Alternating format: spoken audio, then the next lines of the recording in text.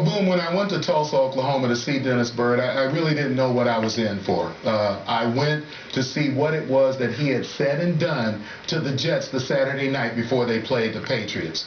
And what I found out as I sat with him for just over an hour is what he did to the Jets, he was able to do to me as well. And I think for those who watch this, he's going to do a little bit of that same thing to you.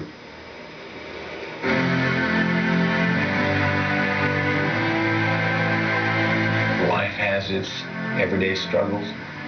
Having a spinal cord injury, the recovery, and the things that people can't see are at times mind-numbingly frustrating.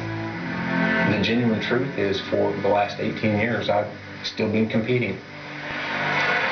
On November 29, 1992, Jets defensive lineman Dennis Byrd collided with a teammate and shattered a vertebra in his neck. He was carted off the field and his uniform was cut off his back.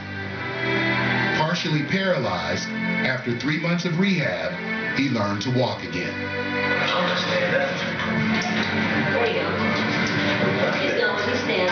Soon after, he returned to his native Oklahoma. Now I go home, a New York Jet.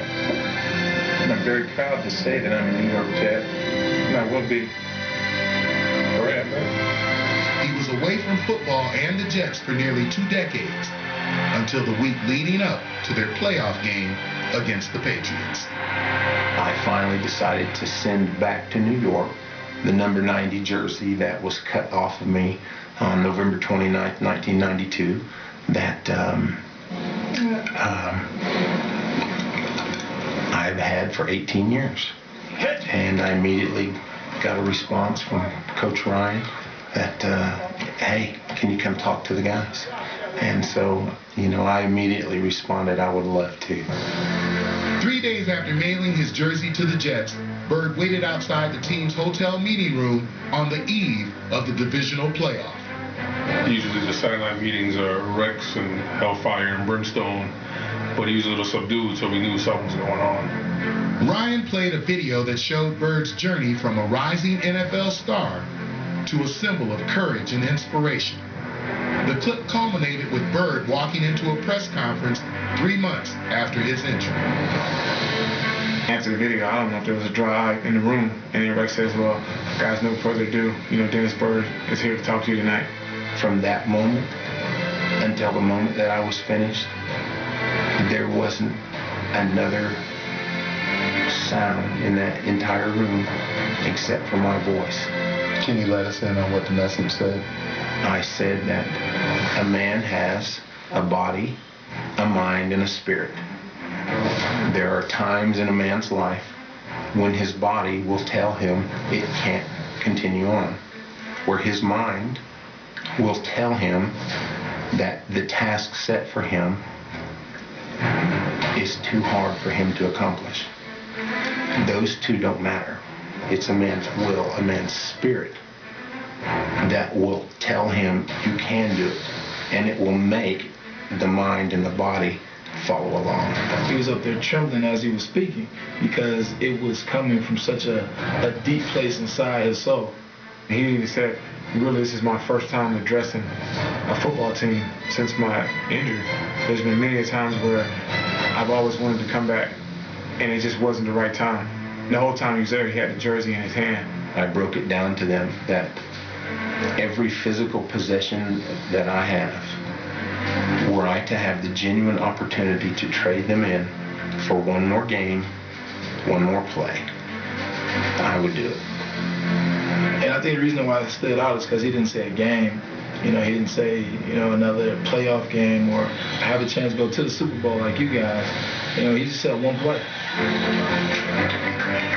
The next day, Byrd led the pregame prayer in the locker room. And as the team started down the tunnel toward the field, they saw a reminder of his Saturday night speech.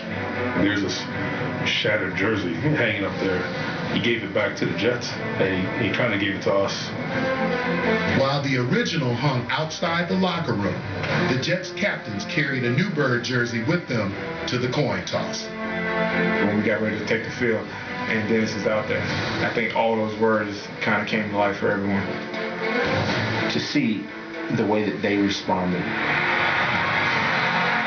And for it to mean so much to so many of those men,